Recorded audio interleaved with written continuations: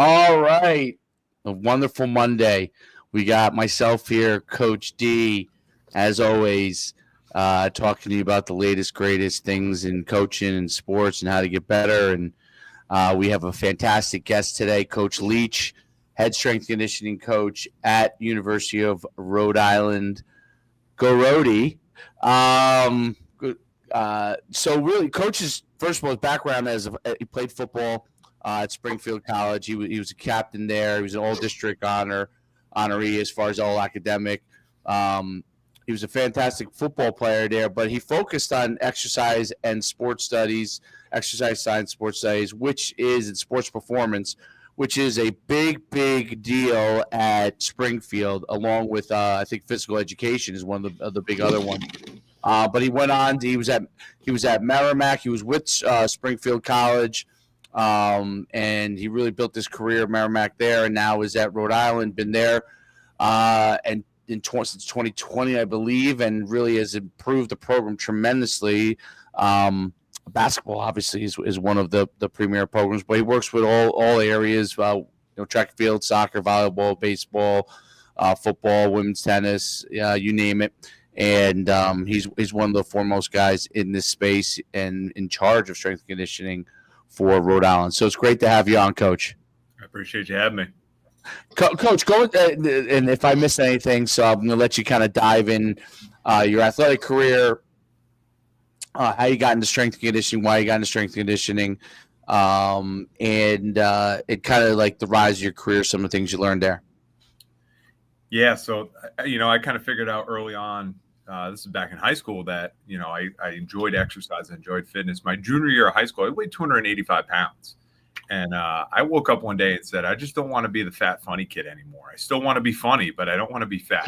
And so my senior year, I played football season, but after football season, I wrestled as well. I dropped all the way down to 215 pounds. So in high school, I lost 70 pounds at one point. And it's funny, I went on a recruiting visit here to URI, and they were like, yeah, if you get back to like 280, 290, you might have. So I was like, all right, I can't do that. I was like, where can I play football and not be 500 pounds? And Springfield College, and I didn't even know it at the time, but Springfield College obviously is a D3 and primarily triple option. Yep. They've been doing it for too long now. So if you go against a triple option team, you probably have a Springfield coach that's coaching it. And, they were like, hey, no, you're good. You can play at 230. You can play at 240. That's what they want up there. I think the heaviest I ever played at was like 260, and I actually was better, a little bit lighter at like 250. I played 2 years at guard and then 2 years at center, and absolutely loved it. My sophomore year, we rushed for 400 yards a game, which was D1, D2, D3. Nobody ran for more yards than us. So that's what year was that? That was 2012, I think. 2011, 2012. I played him in 2000. I played against Chris Sharp. Okay, yeah. So he cooked you. Okay. Only 1 year. Oh, man. No, yeah, I went to Montclair State, so I know that we played Springfield two of my 3 years that I was there. So extremely familiar with the program itself. And, you go there, and what you find out is if you want to be a football coach, if you want to be a strength coach, or if you want to be a PE teacher, you go to Springfield College. So, all my strength coaches that I had, because every year you get a different one because they graduate and they move on. I mean, they all were at D1 places, Power 5 programs. And I'm seeing that on a year-to-year basis and going, that's what I want to do. That's what I want to be. A lot of credit to football coaches. I can't do the recruiting side of things. I can't do some of that. So I was like, I'm going to stick to the strength stuff because you know what? I'm an undersized overachiever, and that's where we do best. We do best in the weight room because you can make a difference in the weight room. You can change somebody, not just make them a better football player or make them a better athlete, but the life lessons and things like that you can pull out of the weight room. I always appreciated that stuff. So I decided early on that's what I wanted to do. I did some internships along the way. Brown University, I went out to the University of Missouri for a summer, then some other places as well, and then got my first job out of grad school. I played, and then I did my GA at Springfield, so I worked with the football team there, and then went to Merrimack College, spent 5 years there. We were a D2 program, and then we transitioned up to Division I, so that was kind of cool seeing D2 athletes. And then when we went D1, the recruiting started to change real quick, and it was like, oh, okay, we're starting to get better guys. And then in 2020, there was a job open here at URI. I'm from Rhode Island, born and raised. My childhood home is 25 minutes up the road. And I was like, this is a chance to come home. This is amazing. Why would I got to take it. And it worked out perfectly for me at the time because I got here in January of 2020. And then obviously COVID hit and all that. And I was already at my mom's house looking for an apartment. So it's like, Mom, I'm just going to stay at the house for a little bit longer. So, yeah. And, the head guy left the following year. They promoted me up to the head. They think I'm doing a great job here. So they promoted me up to an associate AD role, a little bit more responsibility, a little bit more a seat at the table, which is something I've been asking for a while. And if you know anything about URI football, we haven't been good in a long time. Last time we won a conference championship was 1985. So almost 40 years we've been banging on the door. And, there's a lot of places in New England, and you don't really associate Rhode Island football with studs, and it's been a long time coming. And we've had a lot of tough years, but the kids keep coming. We keep trying to just do a little bit better. We get a little bit more support. Yeah, people hear about us as basketball first and foremost because we're in the Atlantic 10, which is a mid-major conference for basketball. Mm-hmm. But, we've just been chipping away, trying to do the right thing day in and day out and continue to instill that culture. We use the phrase 3 more feet, right? You just keep digging. You ever see that picture of the guy who turns, they're digging for diamonds and one guy turns around early and then the other guy digs 3 more feet and he hits the jackpot. So You don't know where that 3 more feet is, but you got to keep doing the right things. You got to keep going and going. And, this past year it finally paid off for us. And we won our first conference championship in 39 years, won our first 1AA playoff game in 39 years. Lost in the second round. I wish we could have got that one back. I think we could have done some things differently. So it's fun to be a part of that process. It's fun to be a part of that culture, especially as somebody who grew up watching URI football. Right. Somebody who came down to the games as a kid, someone who did summer camps here. And, I know the reputation and I've been a part of that. So to be able to be a part of the change is really cool. And now that we got the train rolling, it's a little bit easier to keep that thing going. It's a little bit better in the recruiting stuff and just the support feels so much better too. So we're in a good spot right now. We're doing good things. Well, yeah, no, that's a great. I remember playing against Rhode Island back. Actually, when I played against them this is going back to 1995, I think they beat us, which kept us from being the conference champs. We were 8-3. They had some really good players that year, but for most of the time, I remember most of the time, other than that year, they for the most part struggled. And I've seen kind of how Rhode Island has started to improve, and from a football standpoint. And I think New England football as a whole is on the up and up. What do you think is contributing to that?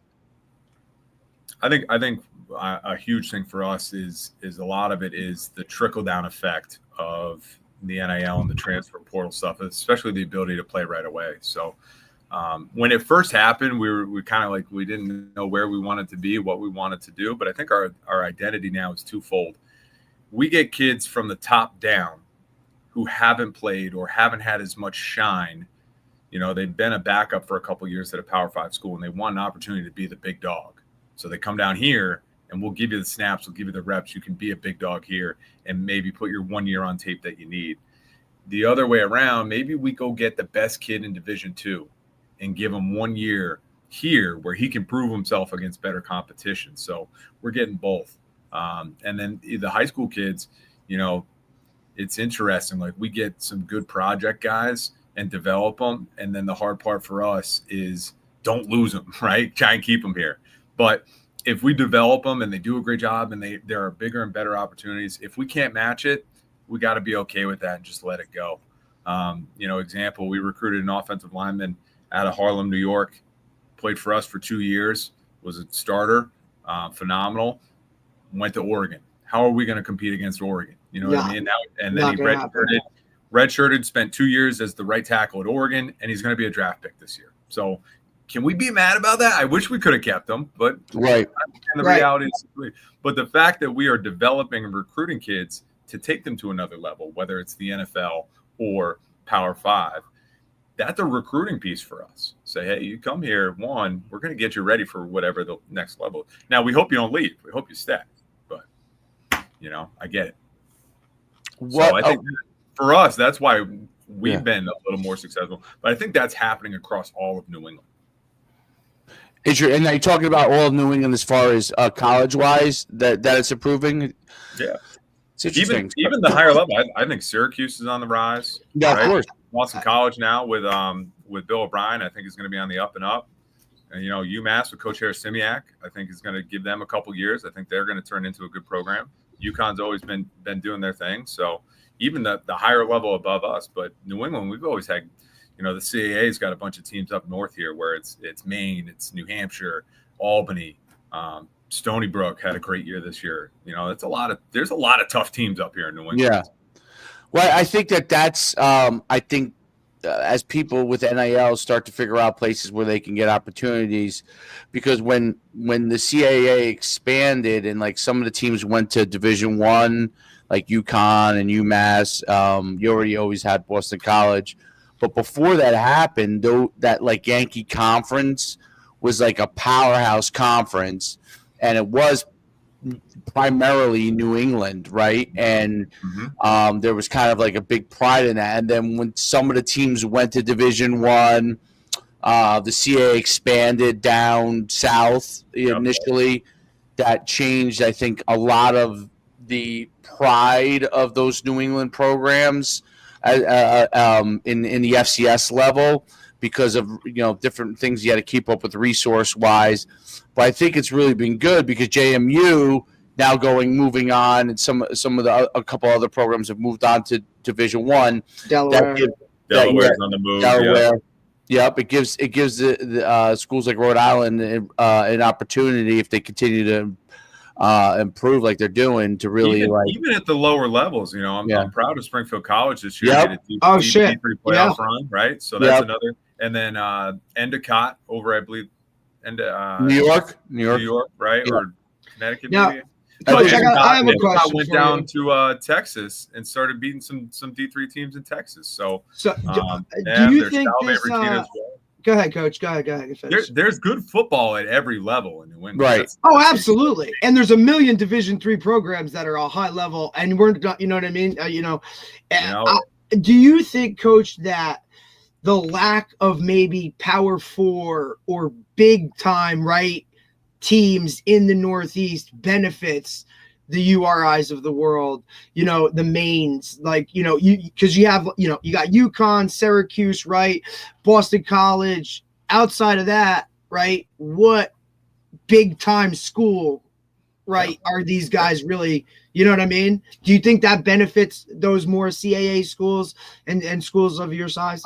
I definitely think it does, especially with the lower levels, to be able to the quality of football in New England at the high school level and at the prep school level, because there's a ton of prep schools up here in New England. I think that's improving as well. And there's just not enough landing spots for kids that want to stay close to home. So, I think it benefits a lot of those schools. Like if you can't get into Harvard, but you want to stay nearby, you're going to go to a NESCAC, Right. And so then their talent's going to improve as well. We always make sure we win our state first and foremost, and then obviously let's go out and let's try and get more, really good players from New England. One thing we've seen too is with some of these Power 5 kids that want to transfer to URI, part of it is, they did their 4 years somewhere else. They want to be closer to home. Yeah. So their family can watch them for their grad year, for their 5th year, their senior year, whatever it is. They're like, hey, I played on the West Coast, or I played down south and my parents never came to a game, and I want to make sure that I go to a school where they can come to every game. It's like, great, so I think that's the thing is one, the overall high school and prep school talent is improving, and there's just not enough landing spots for them, so everyone is benefiting from that in New England. All your non-New England fans are like, oh man, that's all they're going to talk about today. No. You're talking to a guy who went to UConn, and then you're talking to someone who started at Sacred Heart and then finished at Montclair State. So we push, the Northeast is always something we talk about because geography matters when it comes to college football, right? 100%. And the Division IIIs of the world and Division II programs, a lot of them are here in the Northeast, right? And it's just how it works. So, you go to Florida, it's all Division I. There's no Division II, there's no Division III. Like that doesn't, down south, those things aren't factors into it, right?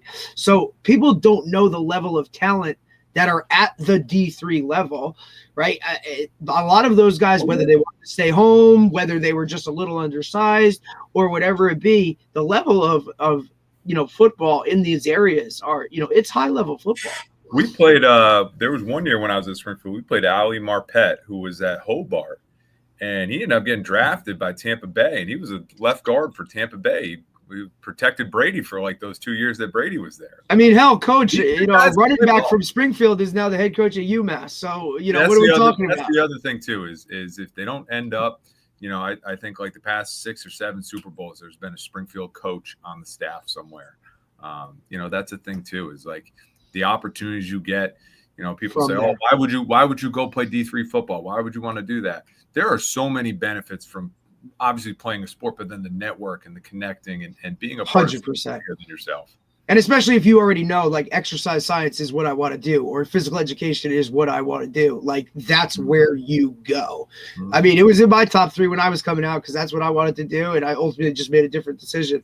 But I mean, a huge appeal to go to that program itself, and like you said, the network, the production, across the board for what those guys do. I mean, you put Springfield grad on any resume and you're in the door, right? So that's kind of how it works.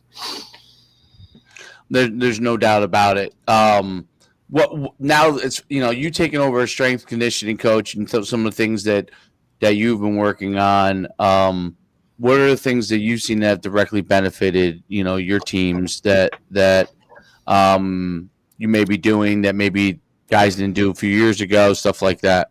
Yeah, so I do help a lot of high school programs out there as well. One thing that I'm always trying to do is give back to the high school football coach that's out there that has to be in charge of the weight room or has to be in charge of the strength conditioning program, and they didn't go to school for it, right? They don't have the background that I have, but they want to do a good job. They want to train the kids, and they know that maybe some of the old school ways of doing things aren't how we should be doing things. They know maybe we shouldn't do 10 300-yard gassers. Maybe we should be doing something better. And there's still some coaches out there doing that. But, there's a lot of coaches that know, hey, we got to do things a little differently. So I try to put as much information out there to help coaches. And, 2 areas that I think are important that I've done a lot of. One is contact prep. And contact prep is the idea of like pushing, pulling, overhooks, underhooks, just getting physical, because kids don't roughhouse anymore, right? They don't have gym, they don't have recess where they can go out and just like play 2-hand touch and roughhouse. And then when you're in the off season or when you're in the summer, you're not doing those things. You might be doing 7-on-7 on air, but that's not the same as pushing a body, moving a body, learning about leverage, things like that, especially for our big guys. So contact prep is something that I started doing even pre-COVID. And then when COVID hit, everyone had to spread out, so we weren't allowed to do contact prep. So as soon as we could start doing it, it is a skill, right? Is learning how to be body to body, learning how to be up close in someone's face and move a body, because that's different than a sled. A sled is just going to slide. A body is going to fight back, right? Right. So right. How do you work that stuff? If I'm a defender, if I'm a defensive player, learning how to clamp and wrap and hold a clamp so you don't just arm tackle people. If you learn how to set edges, right, and hold your posture, how do you lever into that without getting just folded? All those things are something that you can work on in the off season. You can work on that as part of your strength conditioning program. And honestly, we do a lot of that for our big guys for conditioning, because they don't need to run, they need to move people, and that'll cook them. So that's one of my big things that I focus on and try and get education out there on. The other one is changing up your agility drills, right? So you have your cone drills, you have your 5-10-5s, you have your, some of your, if you do mat drills and you have your different stations and things like that, people do like the move the mountains. And in my opinion, I don't think enough of those things get you ready to actually play football. So we do a lot of drills that are, 1v1 in the box, and then the ball carrier is going to run this way and you got to try and tag him. The ball carrier is going to try and make you miss and score. Things like that. We call it scores and stops. So drills where the offensive player is trying to score, and then drills where the defender is trying to stop them. And we try and give our kids as many of those as we can in the winter workouts and in the summer workouts. so that by the time you go to preseason or by the time you go to spring ball, you've gotten kind of some reps under your belt. You know, your offensive players are tuned up a little bit. They've been working on some skills, or they're trying like a new jump cut. You can work on it in the off season instead of at practice where you can't afford to make a mistake. You know, for our defenders, they tell me all the time that they appreciate these drills because tracking somebody and understanding your leverage, and we do a lot of like 2v1 drills as well. So practicing how to get into a good vice. How do you work together? It's huge. Those things. Those are things you can. I'm not a football coach, right? But I can set up a speed and agility drill that feels a little bit like football and get them running around and getting the conditioning piece or getting the agility piece that I want done. And there's a way to fit that into your off season and in your summer programs. And that's going to be better than doing a bunch of 5-10-5s or cone drills. So those are my two big things: contact prep and better agility drills. What are some of the things that you think are directly contributing to their overall athleticism? Those are drills, obviously, they're working some like on the field work. They develop, some of their quickness to the ball and spacing and all that kind of stuff. What do you think they're working on that are working on to develop their overall athleticism? So it's an all-encompassing program. We put all these things in, and I think the big thing is not to let any one thing kind of overshadow everything else. Like if we do heavy squats to the point where you can't go out and run the next day, or you can't go out and condition the next day because you're smoked, then that didn't make us better. I'd rather get 5 days in where we get 5 good days than one really hard, crazy day that you then need to take a day off from the next day because you can't recover from. The biggest thing is, can you come back every single day and do a little bit more? With our lifting stuff and our weight room stuff, we put a ton of effort on speed work and sprint training. I mean, we run every day. So Mondays, Wednesdays, Fridays are more speed focused. We get plenty of rest. We'll get the sleds out for like accelerations. We'll get, we have lasers for timing sprints. I think timing sprints is a great huge, right? Huge. And the kids compete. It's a big deal. Is competition is in everything that we do, not just games and not just drills, but you got to compete against yourself when you come in the weight room. Friday is a change of direction day for us. And then Tuesday, Thursday, it's, we'll do upper body, but we'll do conditioning after. So we get our kids, we put the cleats on 5 days a week, because when you go to preseason, you're going to have the cleats on every day. You're going to run every day. You need to be okay with doing that. And you can't be, you can't squat so hard that you have to take the next day off. It's just not conductive to a good practice or a good development. The other thing we do too is we look at every guy based on their position. I've been doing this long enough now that I know, for a wide receiver at the FCS level, what is a really good squat? What is, based on guys that we've sent to the league or guys that we've sent up a level, guys that have had really good pro days, they all have about this squat. And we kind of look at their body weight as well. So, a 210 receiver for us is different than a 185 receiver.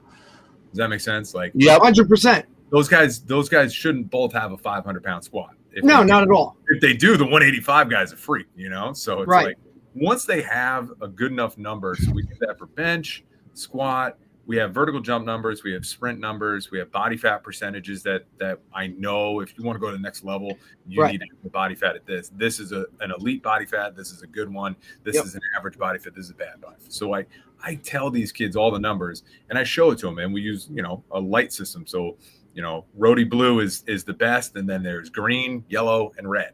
And I'm like, okay, you've got 1 blue, 2 greens, and 3 yellows. So what do you think you need to work on in your program? You need to bring those yellows up, because if you're a guy who's all blues and greens, you're going to go to whatever the next level is, whether it's out of here or it's up to the NFL. So, and I can show them, I'll say, hey, here's the results from the NFL Combine. Here's how you'd stack up, because I can look at your numbers and show you. So we take a look at those things. And then once you're a good squatter, is there a difference between being a 500-pound squatter and a 510-pound squatter? Not really. But is there a difference between being a 35-inch vertical and a 38 or a 39-inch vertical? Yes, there's a big difference there. So it's like, let's push those things. Once you get good at certain categories, let's go push the ones we need to push on. And then once you're good at, and I haven't had this very often, but once you're good at pretty much every category, then it's about staying healthy and being that dude every single day. Right. So anybody can show up on testing day and do a great job testing. Absolutely. You've seen those kids that go to the combine and you're like, oh, I've never heard of this guy, but he's a combine freak. I want freaks that can walk around every day at the top scores. So it's getting those guys healthy enough that they can show up every day and do that, which is the tricky part. So I know some programs are all about, we got to keep lifting and keep lifting. Once you've got that set in my program, don't get me wrong. Like there are times a year where we still squat heavy and bench heavy, but once you got those, what is going to take you to the next level? And we make sure that your program has the things in it to take you to that level. And now that might be different for my grad transfer 5th year senior from a Power 5.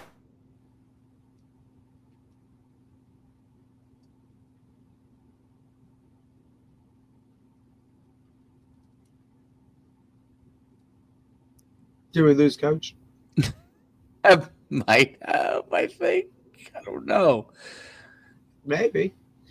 I understand what he's saying, right? You kind of. Oh, there you go. There we go. We lost you for a little bit, Coach. I'm back. You're back. All right, I was giving away too many secrets. They were trying to. That's it. Yeah, you have to go back into that, I think, again. So we make sure every guy has a program for them because, a 5th year transfer from a Power 5 needs something different than the 18-year-old who's just getting started. Or the 18-year-old that's coming from a high school program that has never really lifted before because he's always been in he's been a 3-sport guy and he got, 3 weeks in the summer and that's it. Or he just doesn't know. Maybe he's coming from one of those, quote, old school coaches that, hey, we're doing this and just killed them every day. Or maybe he doesn't even know how to squat at all, right? And now you kind of got to reprogram that guy when you get him in the building to kind of set that, going forward. And to be honest, it's one of the things, again, it's a recruiting tool for us, is I'm going to treat you like you. I'm not going to give the entire team one program and say, we're all doing this. Right. Because positionally, that doesn't make sense. And then just experience and age-wise, injuries-wise, things like that, like it does not make sense. So I can't do that. Now at the high school level, if you're the one-man show, you're doing it by yourself, that's when you got to say, okay, one program, we're here, and then I'm gonna on my notepad, I'm gonna write something a little different for Johnny, and then Joey's gonna get this, and you just got to make it happen. So I've been there. I've been kind of the one-man show once in a while, and it is what it is, but. Right. You do the best with what you have. It's hard because it's cookie cutter, right? You got to just go, what can I hit on that it's going to benefit majority of these guys? And then maybe if I see one of these kids that might have the opportunity to do something else, maybe we could tweak this or, maybe you do it somewhat positionally or maybe by grade, right? At the very least, I would do it by grade. I'd say, hey, freshmen and sophomores, you're not doing back squat, you're doing goblet squat. Maybe sophomores and juniors that are ready for it. You guys are going to front squat. And then, I got a couple seniors in the back. They're going to back squat. That way everyone's still squatting. So they're all kind of in the same area, but you're watching them. They're doing different things. And then, a lot of the pull-ups, push-ups, rows, lunges, all that stuff can be the same. Those guys can do all that stuff together. It's just some of those meat and potato things. I might tweak them a little bit at the high school level by grade.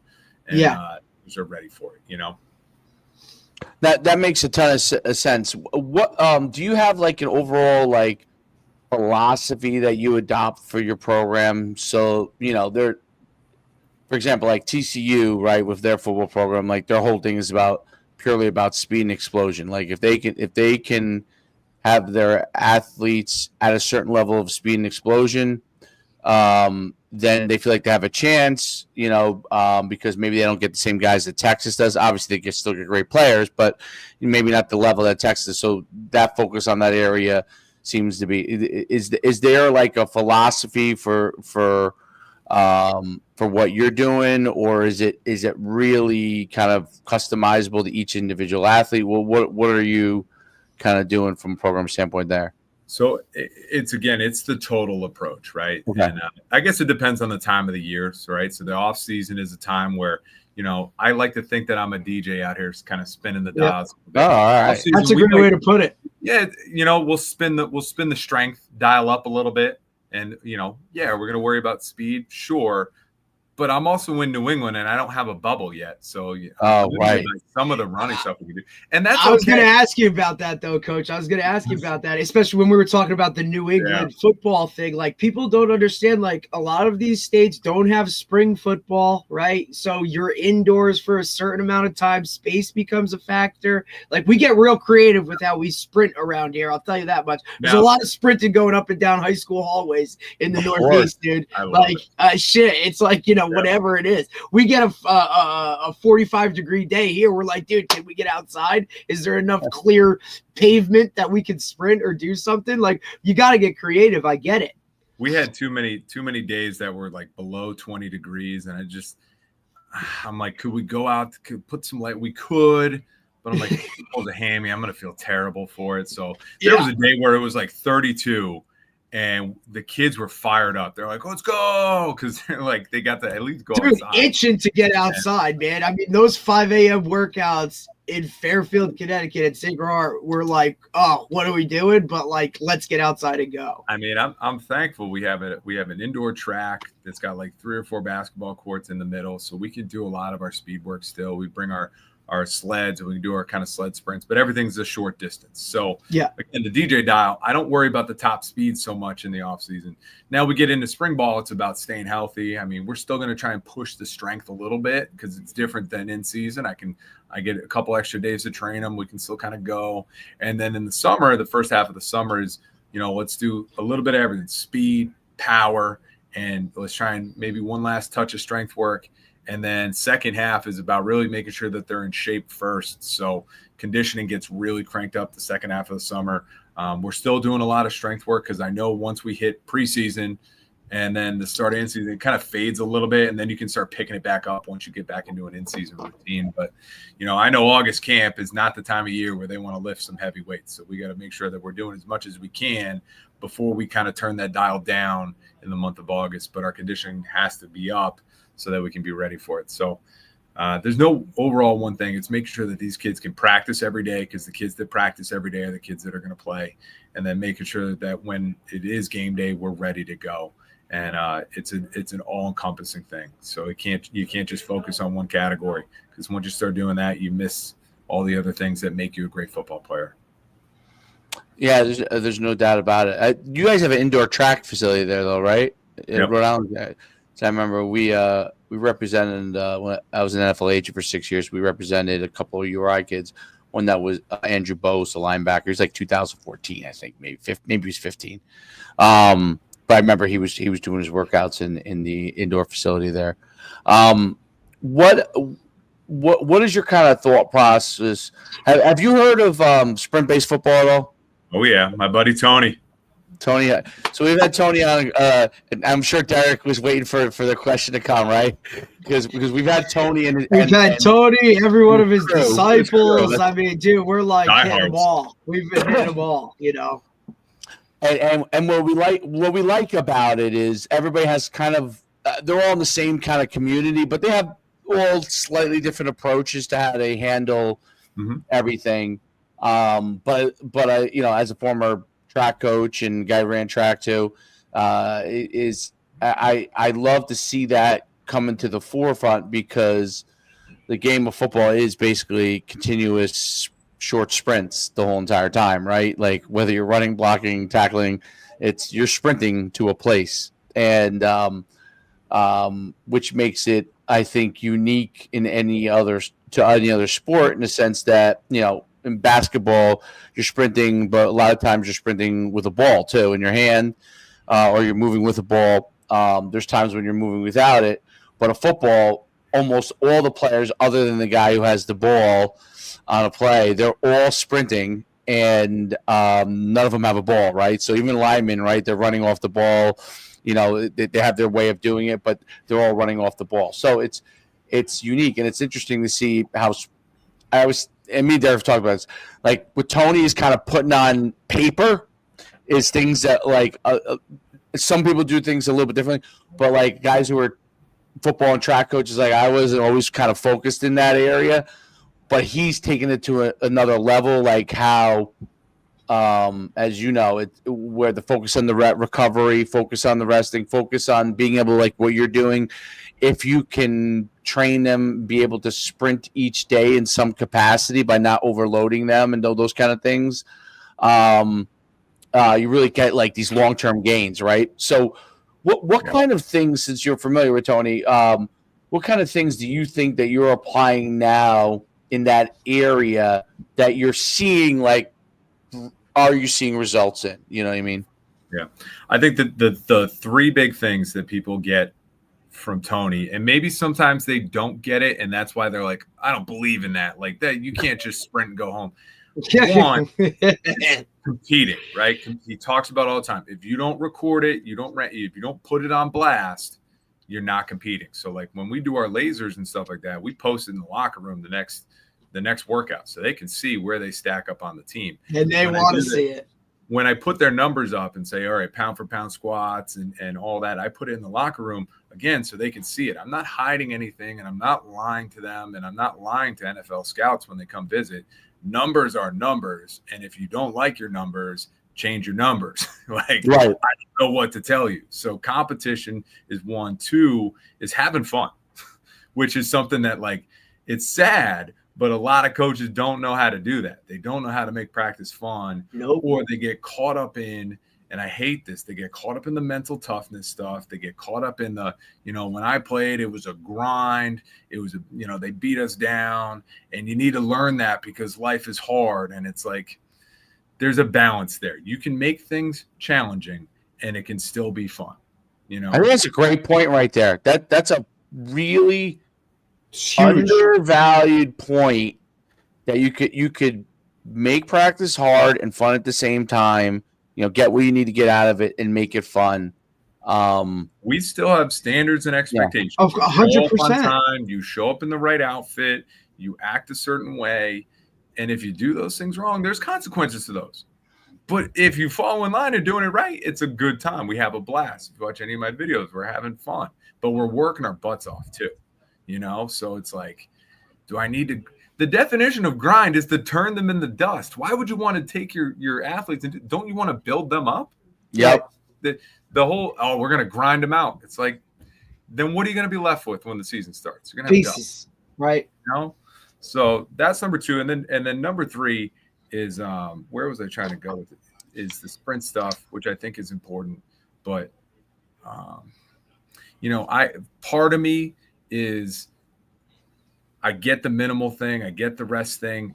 The hardest part is, as a football coach, there are a lot of things you need to get done in a week, right? 100%. You want to see, you want to rep certain things out, you want to practice these certain things. Now, sometimes as a coach, that's going to force you to simplify, which I think too many coaches are trying to do too much, especially at the high school level. Do too much. Preach. They're trying to add a new formation in offensively every week. It's like, nope, like stick to your guns, get really good at them. And once you can start doing it, then you can start scaling practice back a little bit. But, at my level, there's so much that needs to get done, so much they need to game plan for, especially at the college level. There's so many things you're going to see now compared to maybe high school. These kids are better. They can do more things. They can get into more fronts and packages and things like that. Right. So you got to be prepared for it. And you have those time restraints too that you're kind of factoring into as well. You know what I mean? Like, we can only meet with our guys, at a certain time for a certain amount of time. We can only do this much contact. So we have to kind of put this into this window. It's a lot to kind of just figure out a schedule itself that works. So if I only do a couple sprints here and there, and I don't believe in conditioning them, and I don't, conditioning is just going to make them slow and tired. If I don't do any conditioning, they're going to have a really hard time when preseason football starts. We're going to go from minimal dose to, hey, we're out there for 3 hours a day, 4 days in a row, the first 4 days in August. Like, it is what it is. So if I don't get them running and outside and being able to handle that without, being exhausted, without their knees killing them, without their feet hurting from being in the cleats on the hot turf, like, there's a workload that needs to be established. And sometimes I think that gets lost in the sauce. So that's why coaches don't even want to listen to Tony. They're like, well, right, we're going to practice for 3 hours on the first day. So if we don't do conditioning. Now, I do a ton of, repeat sprintability. We'll do a short sprint, 5 seconds long. We'll get a 25-second rest, 30-second rest, and we'll do 40 of those. Like, right. And we're going to build our conditioning that way. We'll take some of those agility drills that I'm talking about. You'll do one hard rep, get back in line, and then 30 seconds later or a minute later, you're back up to do another rep. So we're going to build our conditioning by short interval-based sprints, more so than some of the old school long 300-yard shuttles and things like that. Now, we might do some 100-yard striders and things like that to open the kids up a little bit, work the a little bit more of an aerobic system benefit. But as a whole, I mean, I'm still conditioning. I love Tony. I love sprint-based football. I love a lot of the ideas from it. But I got to get these kids ready for the reality of the situation, which is they're going to do a lot of running in August. I don't want it to be a shock to the system when they start doing that. Well, it's interesting because he talks a lot about that is more of a that shock is more of a stressor-based thing than that's a huge piece to it too. Yeah, you're back in front of your coaches for the first time all summer. You're trying to impress them. You're trying to learn a playbook, or you're trying to remember a playbook if you're an upperclassman. Coaches might be putting new things in. And I think people underestimate, especially at the college level, like how stressful preseason football is. Like you're there. Yeah, people don't understand what a training camp is, man. Like they don't get it. And I've talked to a couple coaches out there, a couple head football coaches that are sprint-based guys. And one of them, he's a D3 guy. He likes to be private, so I'm not going to let him go. But, I mean, he's a playoff. Every year they're in the playoffs. And he never practices for more than 90 minutes. He takes every, third day off. And I'm like, what do you mean off? Like, you're still doing film? He goes, no, I don't even want to see him. He goes, they can go in to get treatment and get in the ice bath. And then, we'll pick it up with meetings the next day. I'm like, he's an off day. He's like, it's an off day. It's got to be mentally off. And that's part of the problem is we don't give the kids a chance to turn it off, because an off day for us is still, hey, we got to watch film. We got to get in. We got to, we got to walk through this or do that. And it's a challenge. So that's one thing that Tony does a good job of, is when it's let them rest, get away, and they'll come back better the next day. It's hard to believe that. And you're like, oh man, I only have so many hours. I need them to watch film. I need them to do. I promise you, you let them get away, you'll feel so much better. Maybe if coaches did that, they would feel better too. Yeah. Yeah, it's yeah, probably would. 100%. They're probably coaching at 60% most of the time. The problem for coaches is they go home and then you got a wife, you got kids, so you don't get to turn it off like a college kid or a high school kid. Right, that's why they just stay at the office. Just go on your office. Yeah, that's why they'll just rather sleep on the cot in the office. You're right. Like 100%. Until their wife and kids divorce them. Yeah. You know what I mean? Then they don't have to worry about that anymore. But it's interesting because hearing the different kind of thought processes on those things, and I also wonder. Now, do you work with are you personally doing? I mean, you're in charge of the whole thing, so I'm sure they have you doing football as being in charge of the whole thing. Are you also working with some of the other sports, or do you have other guys that are handling that for you? Yeah, so I have we have a men's basketball position, which is men's basketball and men's soccer. So he's got his thing. We have a women's basketball position. So those two travel with men's and women's basketball, and then I travel with football. And right. I have two more assistants. So they split up the rest of the teams. My other team is women's tennis. So I train football and I train the women's. Oh, that's interesting. That's a hell of a that's a hell of a flip, the switch going from but I'm telling numbers. you, my women's tennis team is tougher than some of these football guys. I'll tell you that. I believe it, Coach. I don't doubt that for 1 minute. Gamers. With them, when he works a lot of change of direction and forward and back, right? Yeah, I mean, again, same thing. Like when we have time to turn it up, we'll do some heavy strength work and whatnot, but a ton of movement, a ton of conditioning, and a ton of change of direction stuff for them. Yeah, I figured that, yeah. Especially because it's a tag. Like if you ever played it or you ever watched it, I mean, they're out there for hours. If it's a long match, they might be out there for over an hour grinding it out. So you got to be incredibly fit. You got to be in great shape, and then you're going to do that. You're gonna play a game or a match. You're gonna do 4 of those in a 3-day weekend.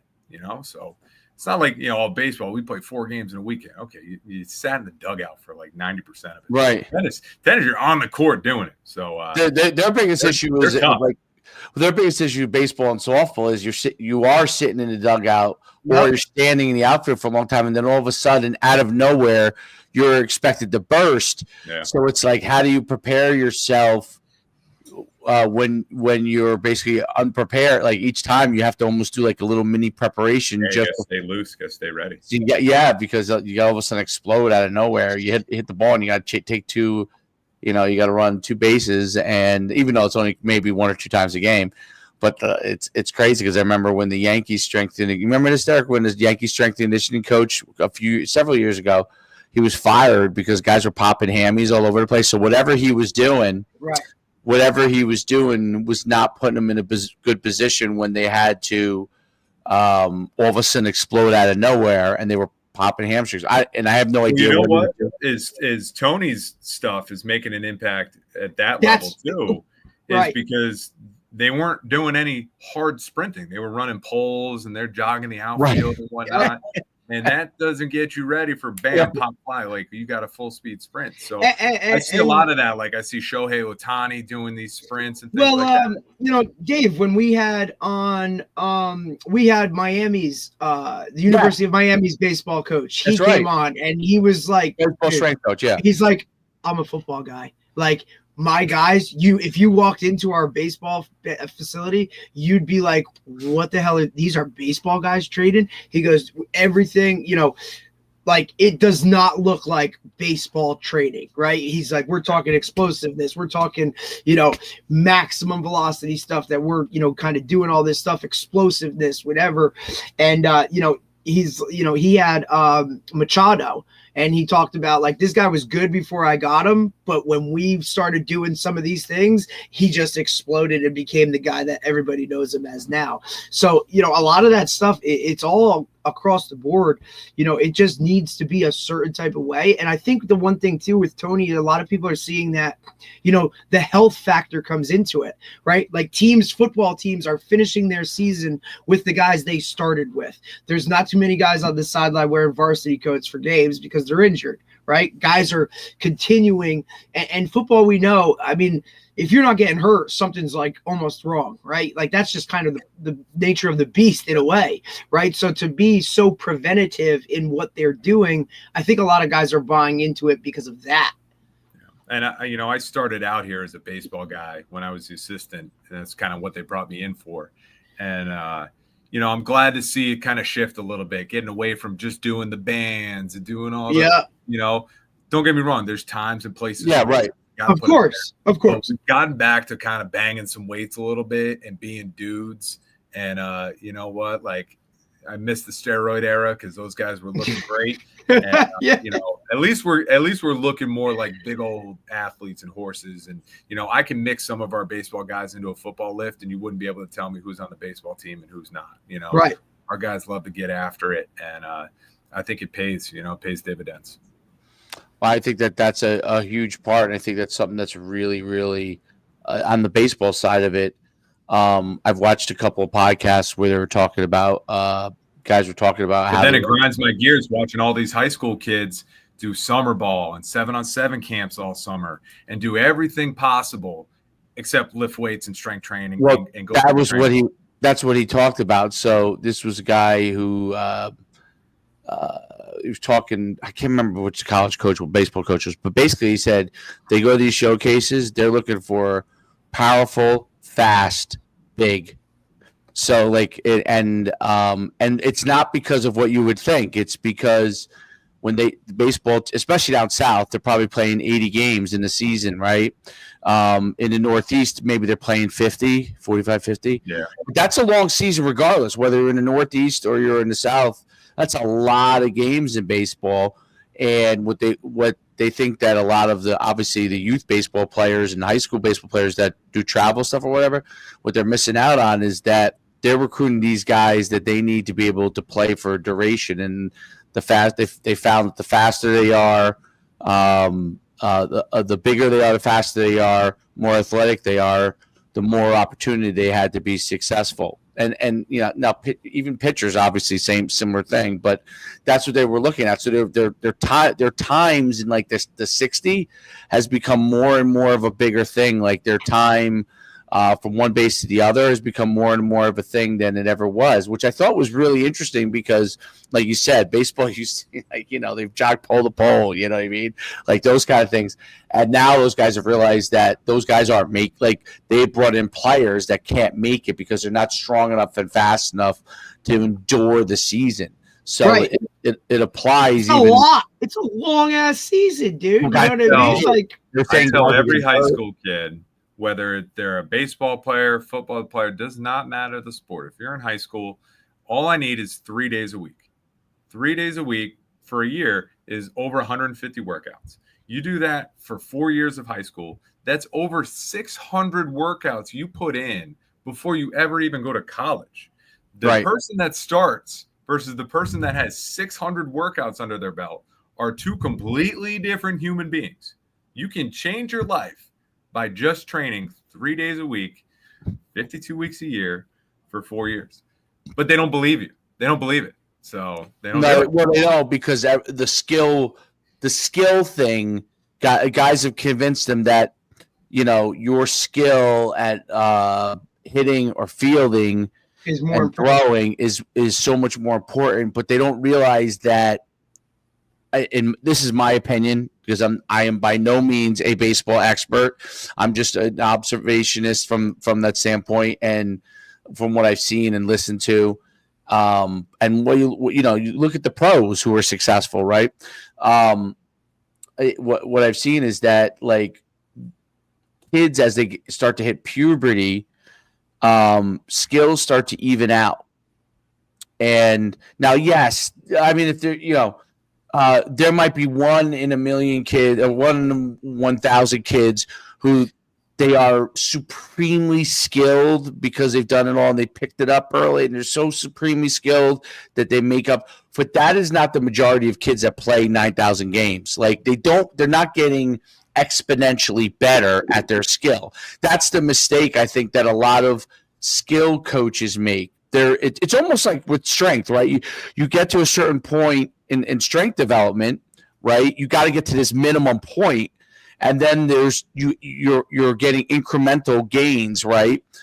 Well, same thing from a skill standpoint, but they're doubling down trying to get incremental gains, which really is not making the impact. Whereas they're not getting to the minimum strength point where they might be able to then make more gains in their skill.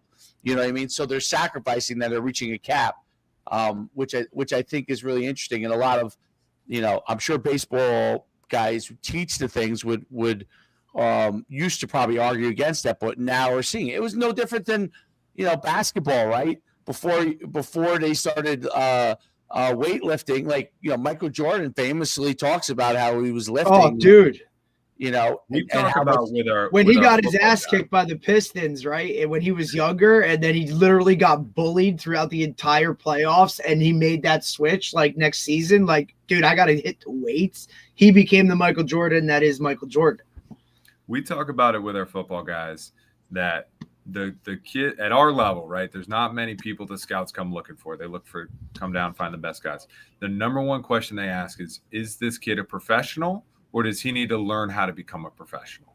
And what we tell our kids, what we mean by that is, are you the guy that shows up every day prior to workouts or prior to practice, and you get on the foam roller and you stretch and you go to the training room and you get your nicks and bumps taken care of, or do we have to, call your phone and ask you where you are? Why aren't you getting this treatment right now? Yeah. Are you the type of person that always has their water bottle with them and it's full? Or are you the person that you forget your water bottle everywhere you go and you're dehydrated? Are you the person that is eating food because it's important to stay fueled up or not? And, are you the guy, you don't have to love lifting weights. I'm okay with that. But are you the guy that shows up every day and does everything that we ask you to do when it is time to lift weights? Right. That's what being a professional is, because when you go to the next level, all of those things are things you now have to do. You have to do them or you will be fired from the organization. And if you are an FCS kid, if you're a 1AA kid, you don't get granted the same opportunity that the big time kid from Alabama or Texas gets, because let's be honest, you don't have as much raw athletic ability as they do. So you need to do everything right and be a professional, because if they have to babysit you, you're getting fired because they have enough kids that they have to babysit at that level. So we tell our kids all the time, are you being a professional right now? Are you doing things that would make you, if that's what you want to be, and even for us, if you want to play here, the guys that play here are the guys that have bought in and do everything right. They know that they need to come in and stretch. They know that they need to eat food right after practice. They know that they should come in and watch film with their coach in the afternoon if they don't understand something or if they have questions. And the young guys, some of them that have been to a really good prep program or a really good have some of those skills already, which is awesome. Correct. Yes, more and absolutely. More kids come in and they have a better idea how to be a pro. But you still have a ton of young kids that come in that have never had that guidance, have never had that structure, never had some of the resources that they have now. And they don't know how to take advantage of it. So it's my job to educate them. And it's, the job of our upperclassmen to say, coach talks about being a professional all the time. That means you need to do this, this, and this. That means you're coming in with me tomorrow, and we're going to stretch together. I'm going to show you how to stretch. So we talk on our off day or whatever it is. You know what I mean? Yep. Yeah, absolutely. Today, this is the first day for spring break for us. So, I mean, granted, a lot of kids go home and whatnot. But, I can look outside my window, and there were 12 to 15 kids that didn't go home. But they're here, and they're doing the right things. And I don't have to be out there with babysitting. I can look, and they're doing the right thing. That's, again, being a professional. And that's something that we're starting to see more of it, but that's something that kids can always get better at. No doubt about it. Awesome. Couldn't have been said any better. Coach, Derek, any last thoughts for you? Coach, I really appreciate you taking the time, man. Like I said, it's always great to get guys on here, from a multitude of levels. And we kind of touch on a lot of things on this podcast, from every aspect of every sport we could possibly hit on. We like to keep it, we like to do that so everybody kind of gets, but when we can really dial it in to kind of, I don't think people really understand like FCS strength training coaching roles or what those guys are doing specifically, right? Everybody just kind of wants to look at, either a big program and they don't even know what that entails, right? So to get a guy like yourself who kind of can explain things and kind of put things down for our viewers and whatnot and educate on top of it with it, Coach, I really appreciate you taking the time, man. This is a blast. Thanks, Coach. We look forward to maybe having you on again in the future, and we'll see you real soon. Yeah, give me a call anytime. I love it. Thanks, Coach. Appreciate you. That was great. Great. We're getting started. Dude, he's got a good thing going. Yeah, it's so interesting how Tony's he's reached like a every level, bro. I think one of the fast, right? I think one of the benefits of it though, too, dude, right, is because it's so drastically different than what anybody is used to, that it's almost like so crazy we have to pay attention to it, right? So I think on some way, shape, or form, everybody's really kind of heard about it, whether it's word of mouth or like, now to what depth anybody looks at it, because some people say, wait, what? Like, you're only doing that, like, and turn it off right away. Or whether some guys look at it and say, wait, let me really kind of take a look at this and see what goes into it. Or someone like Coach who looks at it and says, all right, some of this I can use, some of this I can align with or understand or put in place into my program, but it's not the end all be all, which is kind of where we stand a little bit. Like there is a lot of it that we really like and want to use and are going to execute and do and put into place. But also at the same time, all right, we still need to do certain things that needed to get done. And I think what Coach said about, with football, the time constraints of certain things and you have to see certain things, I think really factor into the kind of how, whether, you go all in on Tony or not, I think there's still certain things where, I don't think I can be all in on it, but I can be, definitely implement more than anybody has. You know what I mean? Yeah, I think it's interesting because I'm curious to see how we go forward.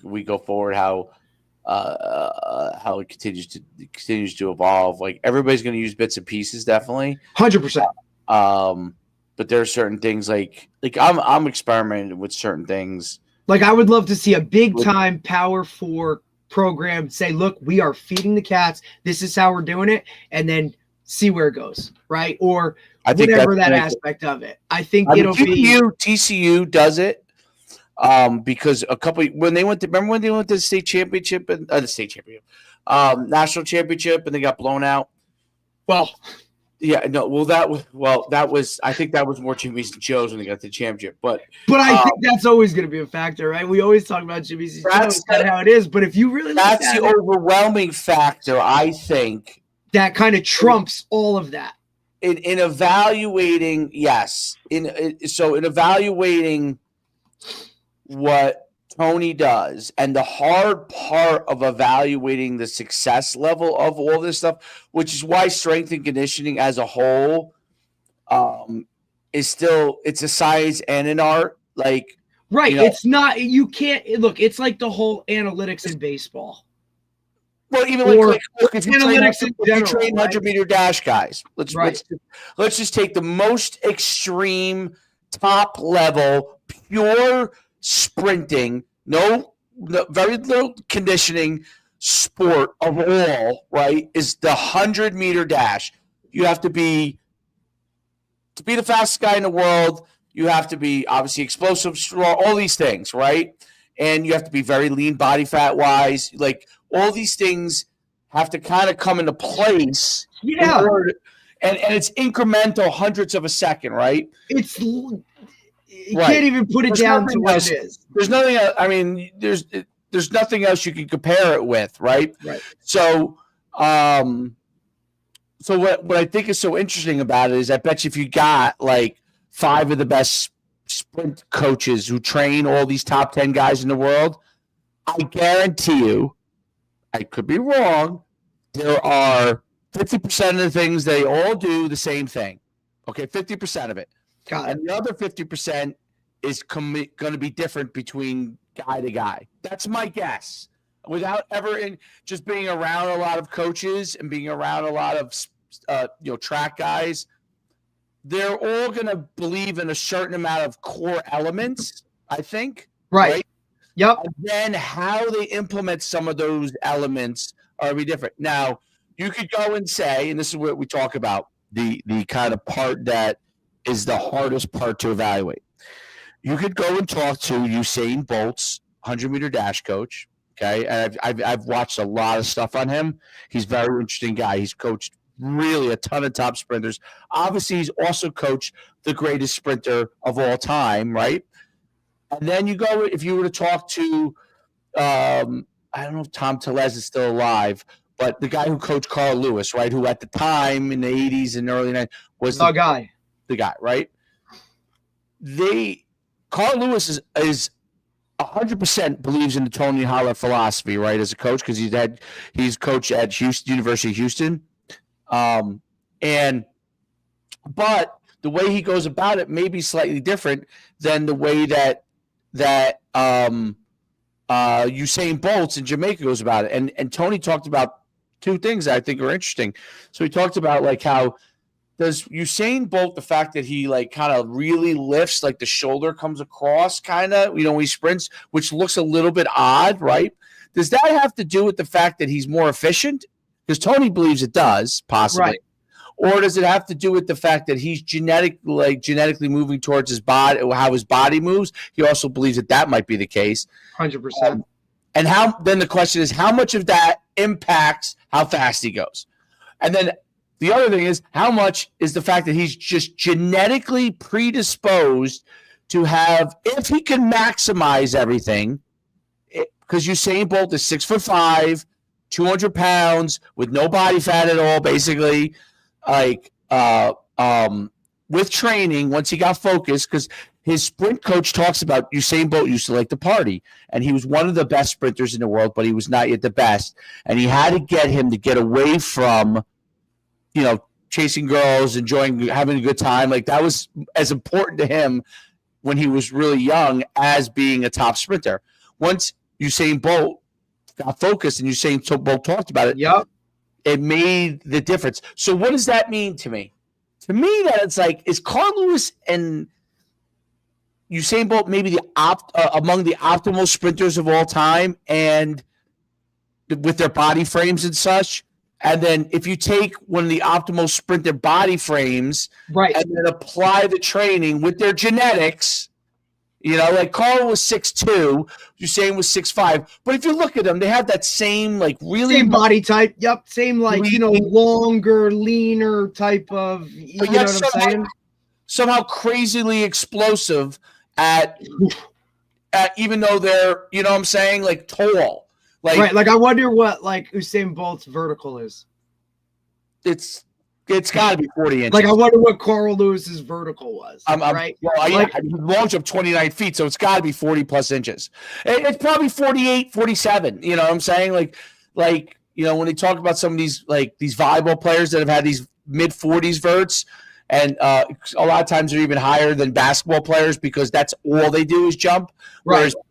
Whereas that part of that might be training too, right? Take a body type, all they do is jump. And all they do is jump. Dave, it's what you've always said to me, right? At some point, no matter how much you train, no matter what you do with it, at some point, you're going to be here, and that's kind of where you're always going to be, right? I could have trained my ass off, done everything, tried everything, all that shit. I was never going to jump 35 in a vertical, right? That's just not in the cards for me. Now I could max out whatever I can do. There might have been some things you could have did to max out more. For me personally. Me too. But at some point, everybody has that, I feel ceiling, right? Everybody's going to be, you got to reach out the most for what you got to understand that, right?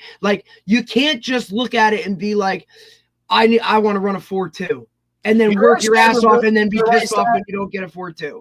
Here's the thing. I started to realize I went and did, I don't know if I told you this, but I did when I was in my mid to late 20s, I trained to do the decathlon again. Right. Yeah. We talked about that. Okay. And in 1 year, I went from scoring 6,000 points, I think the first time I was at 6,500 or 6,600 within a year. Now I realized in that short time, first of all, I trained on my own, so I had to figure it out myself. But I did have obviously a track background. I was already coaching track, so I had a background in. But what was interesting was I realized that in a 100-meter dash, for example, I was down to 10-9 hand time. Well, you would say 10-9 hand time. It was 11-1-0. And I was 220 pounds doing it, so because I need to have some level. So if I were to maximize, let's say I got down to 200 and was leaner, I could get to 10-7, be a 10-9 FAT guy, right? But not much more. Not much. Still very fast, but I don't know if there would be much more level. Right, almost how much more juice can you squeeze out of who you are? Now, look, if you take now. And that's my whole point about, just every level of athlete, right? Because, mainly we work with high school guys, right? Buddy, what can we get? How do we get you to be the best version of you, right? I know you want to run a 4.4. I know you want to, vertical jump this. But how do we get you to get to where you can maximize what you have, dude? And that's what Tony talks about, which I think is interesting, is that if you think about it, so if I was in high school, I was probably an 11-1er. But let's say the training philosophies were like Tony Hollar's, and I was able to be a 10-9. Right. That is the difference between an FCS 100%. and a slam dunk Division I. Right. So I look at Cooper DeJean, who was a 4-sport athlete, working out his whole life, really training, Adam Archuleta, right?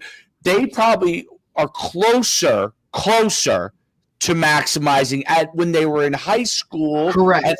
And then college maximizing even where they're closer than most people to maximize, which allowed them to amazingly be able to be pros, right? So that's the one thing. So I think there's a level where you're capped, right? At the 100-meter level, all those guys probably have some level of elite coaches.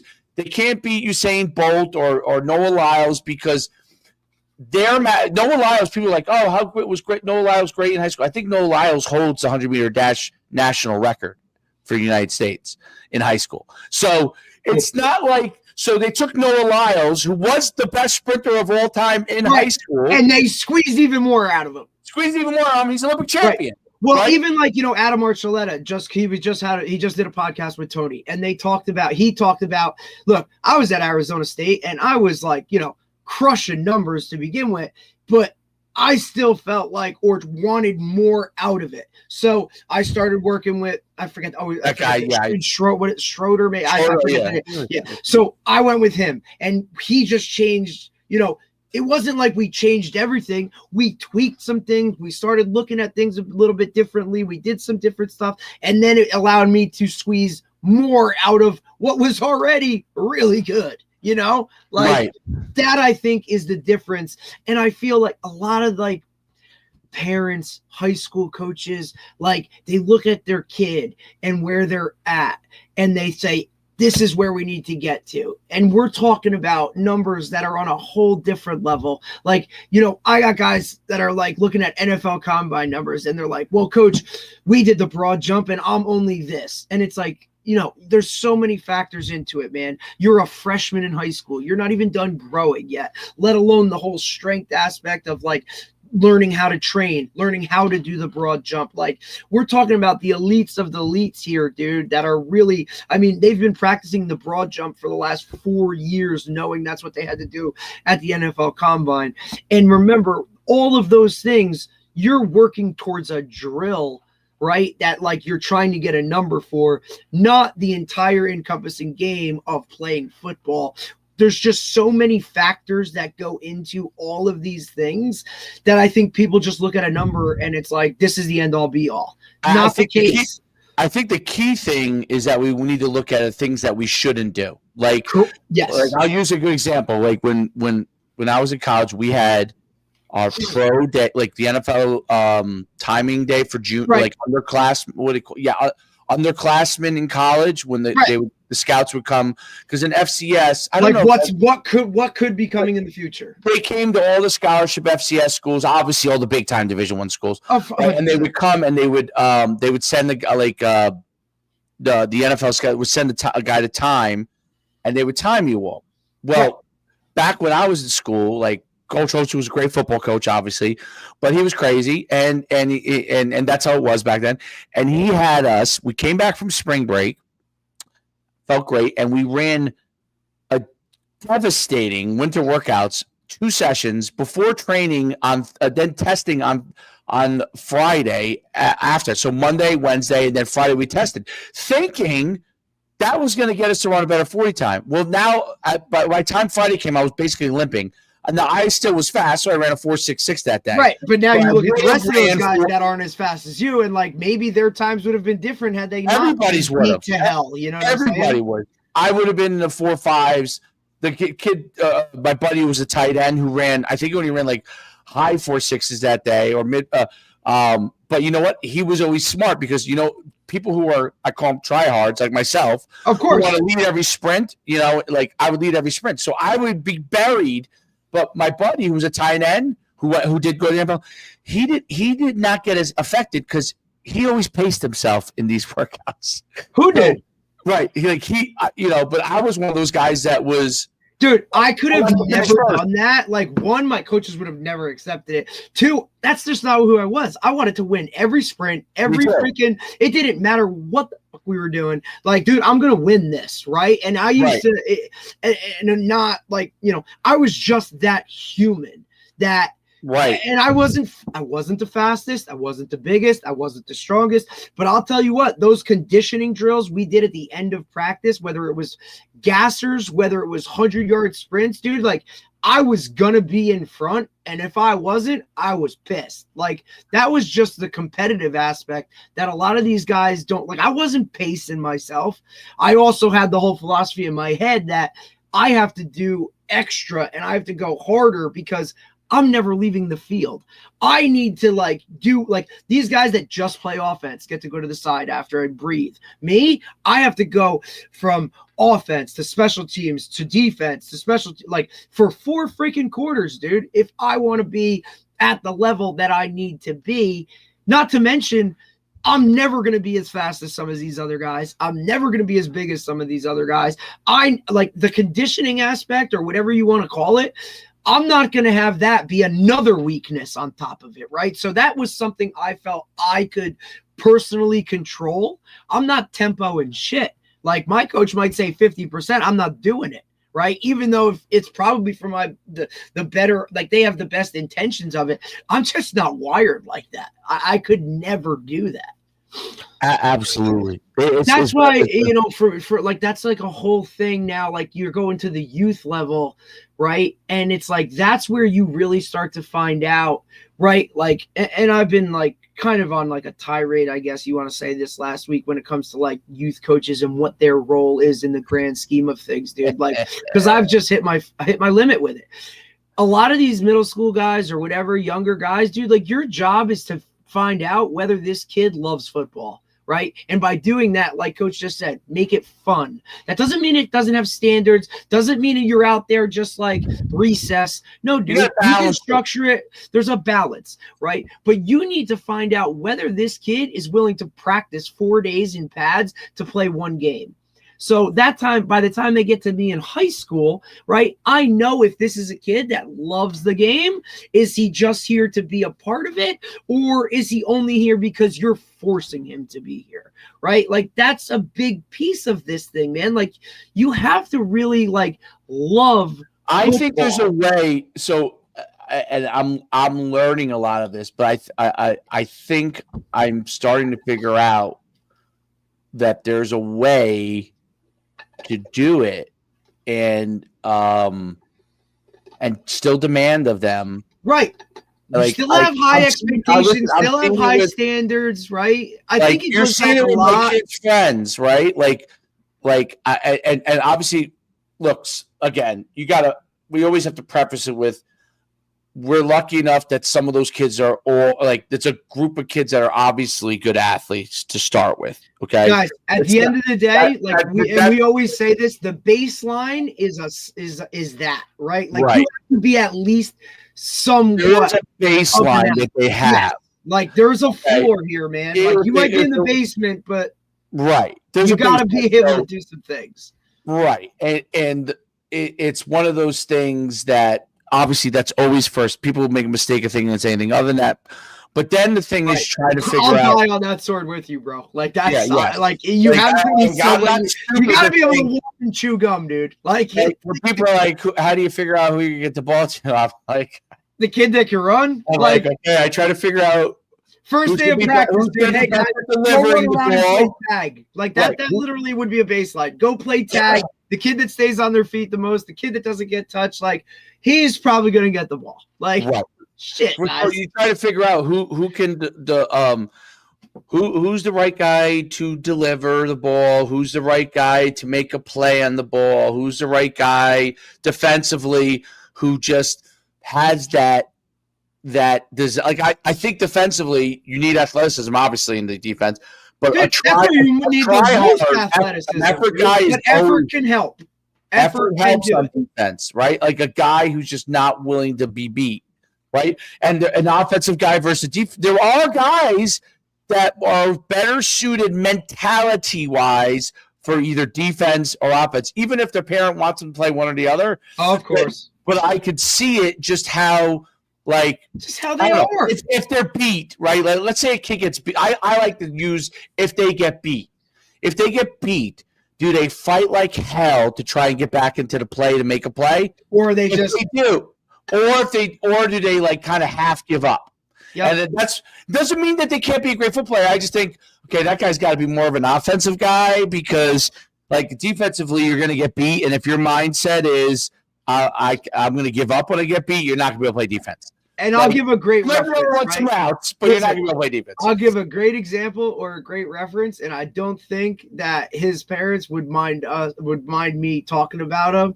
The kid we have, what the hell? The younger kid, right? He's a 12U kid, Murphy, Bubba. Oh, Bubba, yeah. Undersized little dude, but that dude will fight like hell. Yeah, right? Like, he will fight, he will chase, he will do everything, right? Like, that's just his mentality. He's a kid that's like, he's a wrestler. Just a kid that's never, and he's usually the smallest one out there, but he's gonna bust and try and do all that. He'll be successful. Will he be a scholarship player? Who knows? Maybe, you know what I mean? Based off of where his ceiling is, but his effort. And we won't know that until he hits puberty, which all these kids, people don't realize. Puberty is the great equalizer. It has been what I have been saying to youth coaches forever, right? And we talk about it all the time, and we've referenced it here before. Everybody knows that middle school kid on whatever team you competed against that was lights out, unbelievable, incredible kid. Then you went to high school, and you're like, where the hell is this kid? Oh, he still plays. Right. He hit puberty. And he might still be a player. And he might still be a player, but he's not the guy. Right? That's the difference. And that's where, hey, this middle schooler's coming to my school. Is he going to be that guy, though? I think the hardest to figure out whether a guy is going to be the guy is from middle school to high school. Because is he a really good player, or did he just hit puberty before everybody else? It's funny because I think back to and you think about yourself and what your situation. When I was a youth athlete, I was a very good youth athlete, very good. There were other kids pretty close at that time. Right. When I hit puberty, then it was like the moon, bro. The moon. When people were like,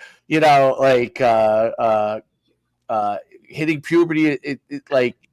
It's almost like some kids get a different level of juice acceleration.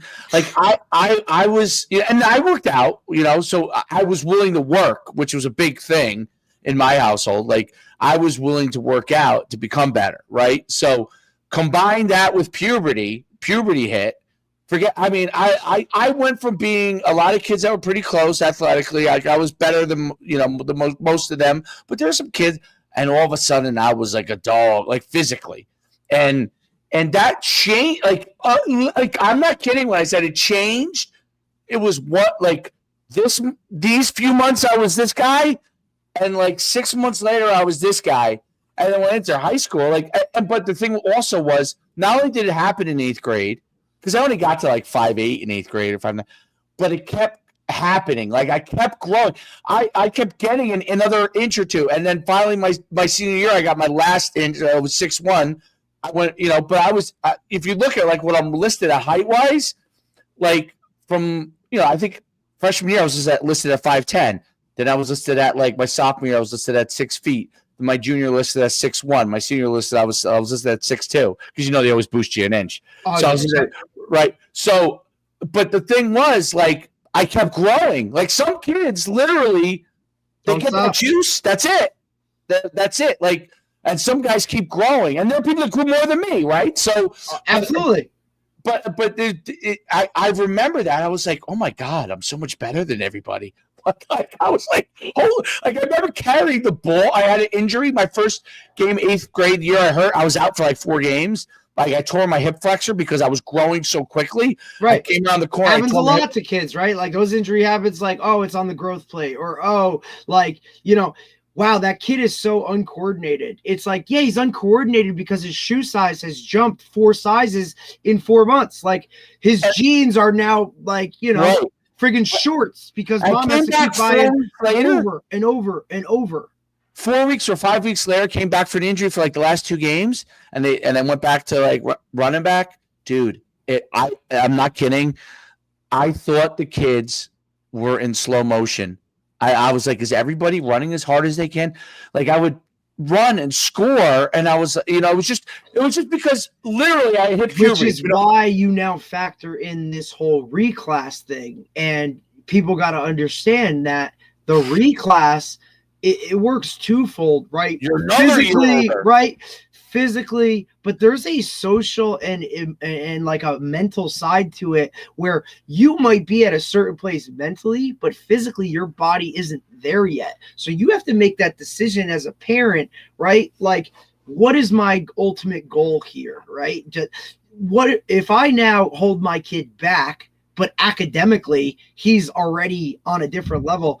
what is it now going to happen with school? Is he going to be bored? And now all of a sudden he's not going to know how to handle that boredom per se, and now is he going to act up and then he gets labeled a problem? Like, there's a lot of factors. You have to know your kid and how they can figure all of that out, and I think one of the ways to do that is involve them in sports at different levels, right? Like, hey, this is a high level competitive sport. This is a rec sport where it's fun. You need to put them around guys that are maybe bigger, faster, stronger, or have hit puberty. How do they handle that stuff? Like social settings of different things. I think these are almost like little tests you have to put your child through in order to understand or gauge what's the best move. It's a back and forth. I agree. It's a back and forth. Yeah, it's a juggling thing. Put them in a situation where they're going to be the better guy. Put them in a situation where now maybe this is their second sport, their third sport. They're not the best player, or they're not getting coached by somebody right? Like, it's just some random where there's no bias.